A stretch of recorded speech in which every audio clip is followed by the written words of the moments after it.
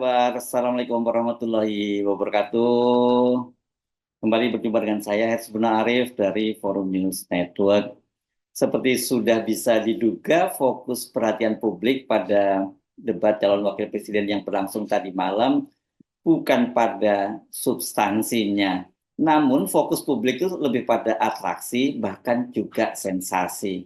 Tak lama setelah debat usai, di media sosial beredar sebuah potongan video. Muncul suara perempuan saat Gibran menjawab pertanyaan dari calon wakil presiden Mahfud MD. Perempuan dalam video itu hanya mengucapkan satu kata, sudah, saat batas waktu yang diberikan kepada Gibran untuk menjawab pertanyaan hampir habis. Modal 200 juta, pur. Udah. Tanpa agunan. Nggak ada yang memberatkan, Mbak.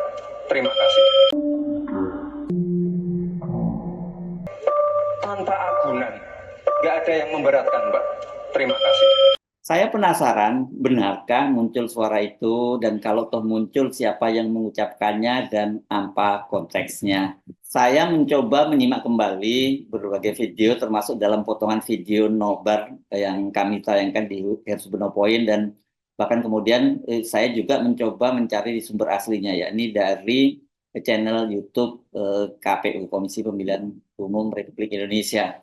Kalau tidak cermat atau mendengar berulang-ulang, memang tidak terlalu terdengar karena nadanya terkesan berbisik. Jadi benar memang ada suara itu. Tapi suara siapa? Itu yang sampai sekarang tidak jelas. Saya hanya bisa menduga-duga, kemungkinan saja ini yang paling masuk akal itu adalah suara moderator wanita yang coba mengingatkan waktunya habis, tapi kemudian diurungkan. Namun kemudian suara itu bocor dan ketangkap oleh sistem audio di KPU.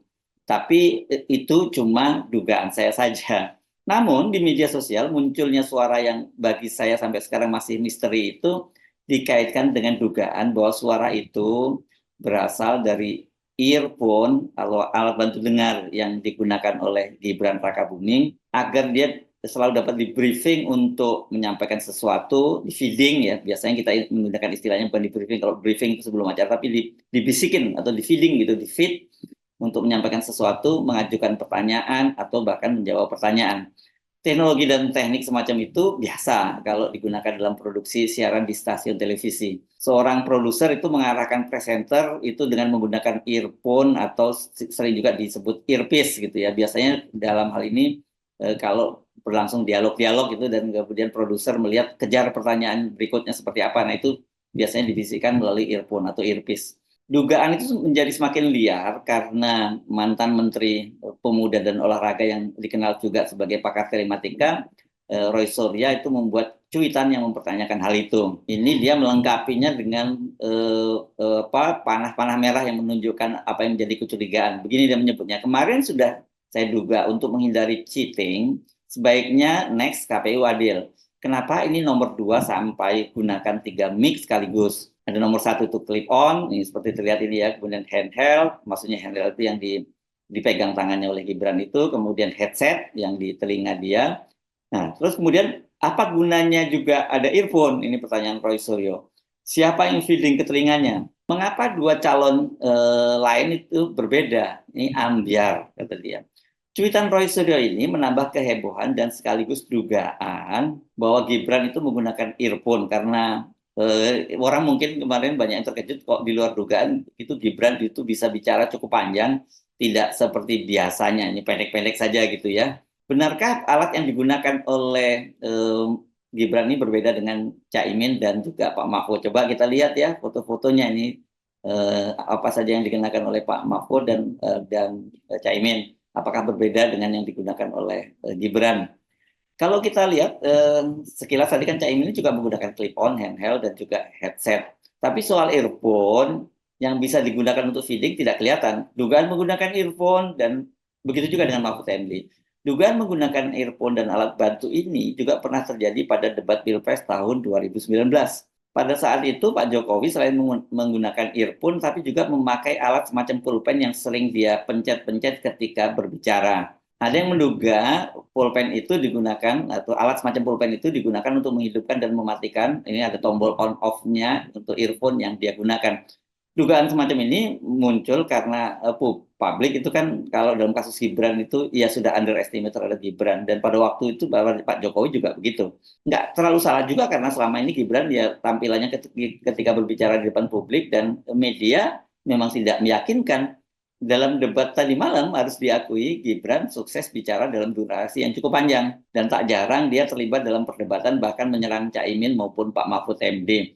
Jangan dipersoalkan substansinya dulu ya. Jelas ini bisa ngomong begitu saja, ini jelas untuk ukuran Gibran cukup mengejutkan. Kendati sekali lagi kalau soal substansi ini sangat terkesan dia hanya menghafal dan mengulang-ulang pernyataan yang sama yang juga sering disampaikan oleh Jokowi gitu. Kalau lihat ekspresinya kan ini ekspresi orang yang nggak meyakinkan soal sekali ya. Kalau kita lihat wajahnya seperti kening berkerut, seperti dia mengingat-ingat sesuatu nggak lepas begitu saja ya. Sama dengan Jokowi, ini substansinya juga sama, ada datanya kacau dan basis argumentasinya juga sangat lemah, tapi sama-sama pede gitu.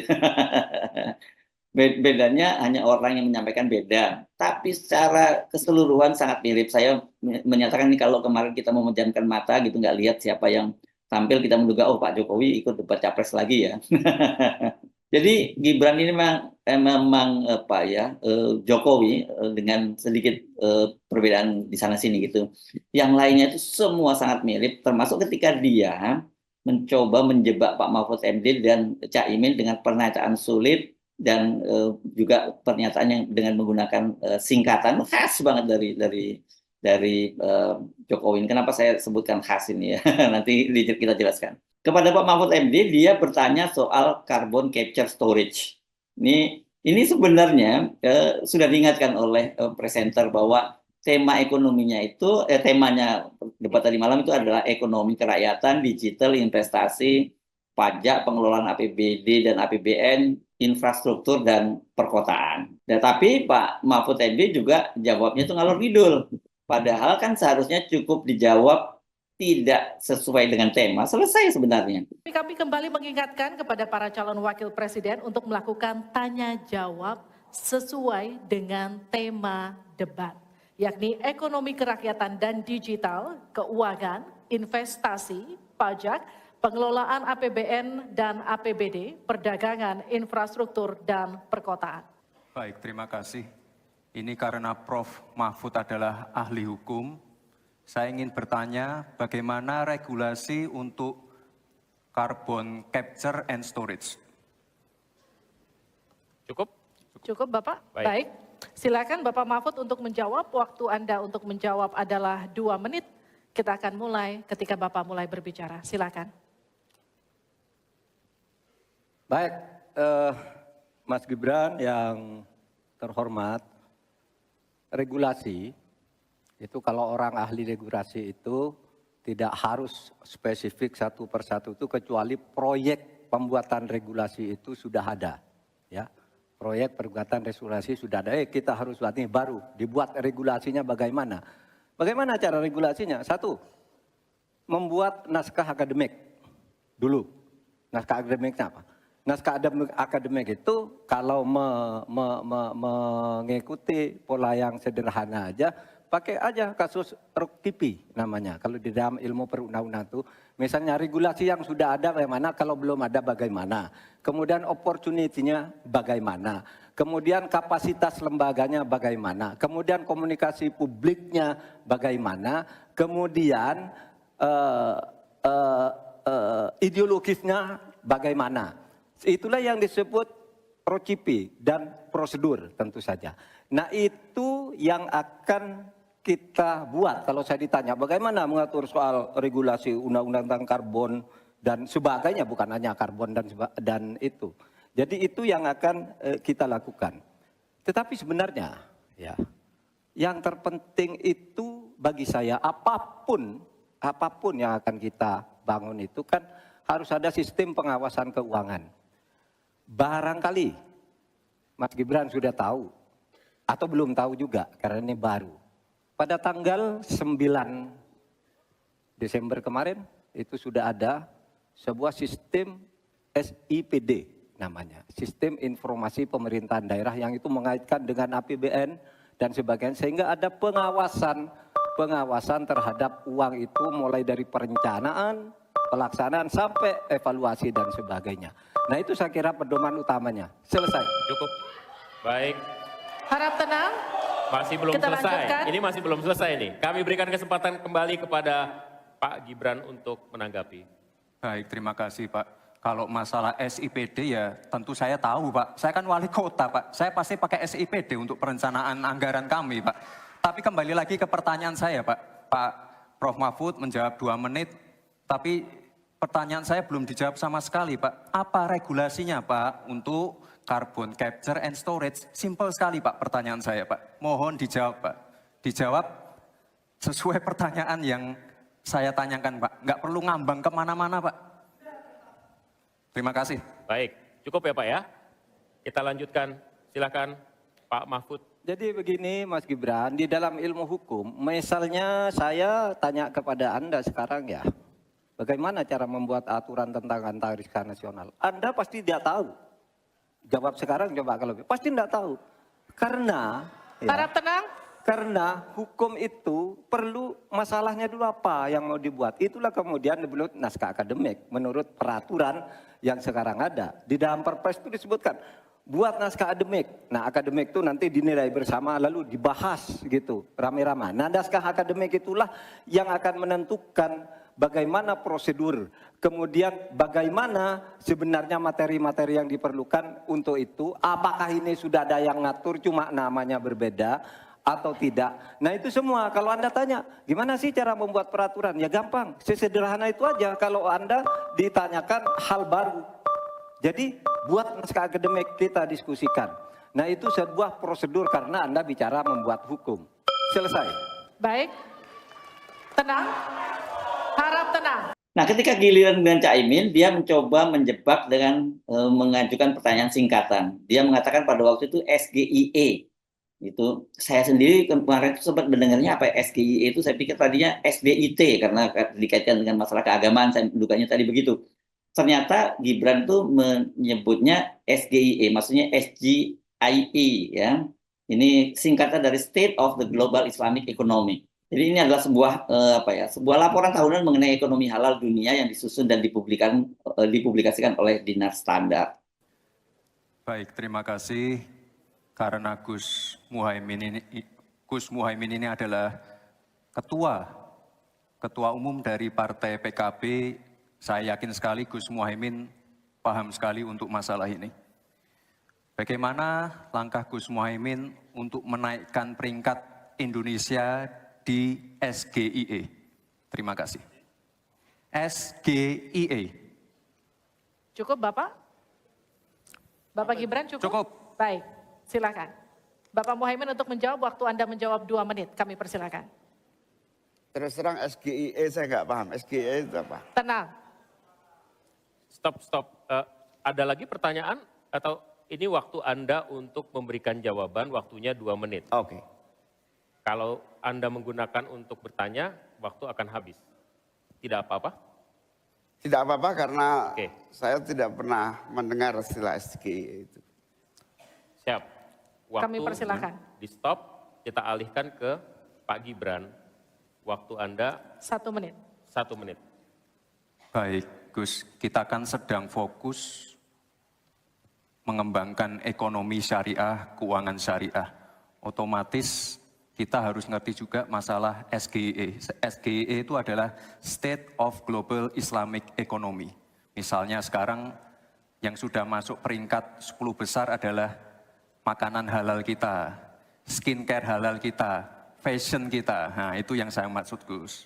Dan ya mohon maaf kalau pertanyaannya agak sulit ya, Gus. Terima kasih. Harap tenang. Tenang. Mohon kerjasamanya. Waktu Anda, Pak Muhaimin, 1 menit untuk menanggapi. Terima kasih. Memang pertanyaan ini sungguh penting karena Indonesia dengan jumlah umat Islam yang terbanyak di dunia, sekaligus bukan saja sebagai pasar ekonomi syariah, pasar pariwisata halal, pasar perbankan syariah, tetapi sekaligus punya potensi menjadi pusat ekonomi syariah dunia. Nah, posisi kita yang masih di bawah ini membutuhkan langkah-langkah penting agar yang disebut SGIE ini menjadi kita menaikkan peringkat kita. Ada beberapa hal yang bisa kita lakukan. Yang pertama, yang harus dilakukan pemerintah adalah menyiapkan seluruh perangkat regulasi agar tumbuh kembang seluruh industri halal, termasuk bagaimana membantu sertifikasi secara murah bahkan gratis, terutama bagi UMKM kita. Habis waktunya, kita berikan aplaus terlebih dahulu kepada 3 calon wakil presiden yang sudah berinteraksi. Nah, kelihatan sekali kan bahwa Gibran memang betul dia mencoba menjebak karena tadi itu ya, karena dia sendiri saya juga jangan-jangan dia nggak tahu karena dia menyebutnya SGIE ya. Itu padahal artinya SGIE ya, mestinya menyebutnya begitu ya. Dan Caimin, untung Caimin kemudian sadar dan dia tidak mau dijebak oleh Gibran begitu saja seperti halnya Pak Mahfud, karena Pak Mahfud ya waktu itu kan memang sebenarnya dia mengeles dengan temanya, tapi kalau Caimin ini memang temanya sesuai lah itu karena berkaitan investasi termasuk investasi halal ya. Karena itu dia kemudian menanyakan singkatan itu apa maksudnya. Jadi dan Gibran itu menyebutkannya dalam bahasa Indonesia sekali lagi SGIE. Cara Gibran mencoba menjebak lawannya dengan mengajukan singkatan atau istilah yang sulit itu sebenarnya juga pernah dilakukan oleh Pak Jokowi kepada Pak Prabowo malah sebanyak 2 kali. Ini terjadi pada Pilpres 2014 dan Pilpres 2019. Dalam Pilpres 2014 itu Pak Jokowi itu bertanya kepada Pak Prabowo soal TPID. Ini singkatan Tim Mengendali Invasi Daerah sebenarnya. Kami ingin bertanya, bagaimana cara meningkatkan peran, ini soal rakyat ini. Bagaimana cara meningkatkan peran TPID? Terima kasih. Pak Prabowo, silakan. Tolong singkatan TPID bagaimana Pak? Ya itu sebenarnya istilah yang sangat teknis ya, jadi bukan cerdas cermat kan sebenarnya ya.